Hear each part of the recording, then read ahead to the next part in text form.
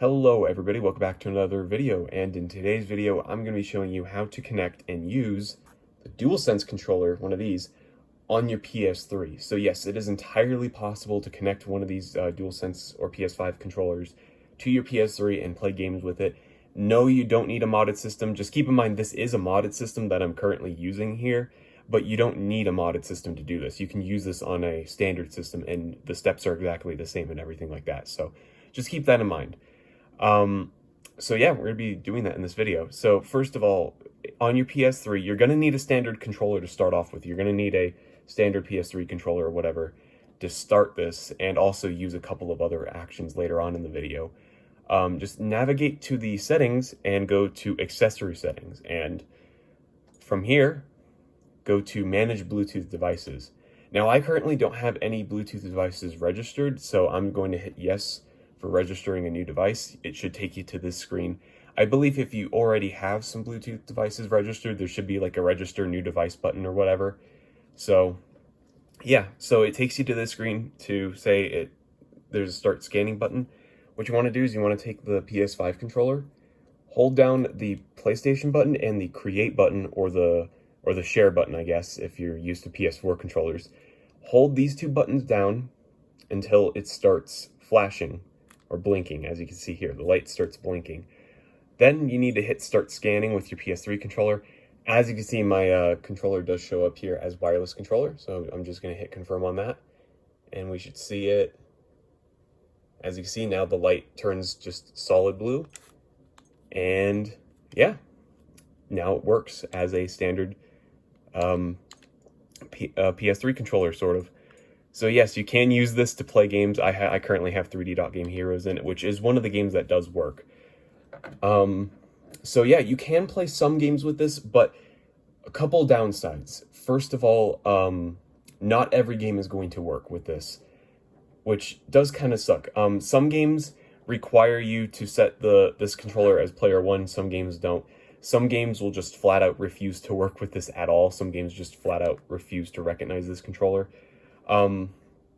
And also, one thing, the PlayStation button doesn't work. So, as you can see, I'm pressing the PlayStation button, doesn't do anything.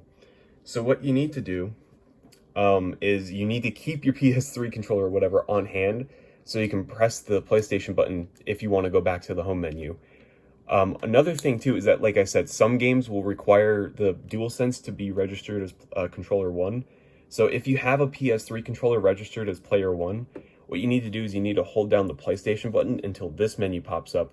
Then you want to go to controller settings, reassign the controller as player 2, as the number 2. And what this will do is it will reassign the Dualsense controller as player 1, and it will suddenly start working for some games.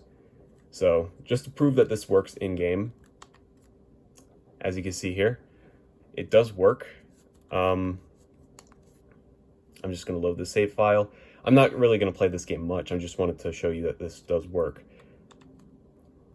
So this game, by the way, is very fun. This game, I know some of the games that do work involve stuff like The Last of Us. The Call of Duty series works with this thing as well. As you can see, it is working fine with my giant ass sword here. So yeah, some of the Ratchet and Clank games will work with this thing as well. Some games that I tested that I couldn't get to work are games like Gran Turismo. I couldn't get that game to work. I couldn't get Tales from the Borderlands to work, which is the Telltale Borderlands game. I couldn't get Ratchet and Clank Into the Nexus to work. Let's see what else. Also, some games, for some reason, I noticed a couple games that I tested, the triggers don't work. Other games, the triggers work fine. Like, I mean, I don't think this game uses the triggers at all. But some games, for some reason, the triggers don't work. Other games I've tested, the triggers will work fine, but I was testing Ridge Racer Unbounded, for example, which isn't a great game, but it's a decent way to test the triggers. The triggers just weren't working at all for some reason with this thing. I don't really know why. So keeping that in mind, some games, maybe some of the buttons might not work, but for the most part, if your game works, as you can see, it will pretty much be completely playable, as long as you don't need to press the PS button. In that case, just keep a PS3 controller on standby so you can press the PS3 button, or the PS button. So yeah, That's pretty much all you need to do. And yeah, so hopefully you guys enjoyed this video. If you did, leave a like and a subscribe, and I'll see you guys in the next video. Goodbye.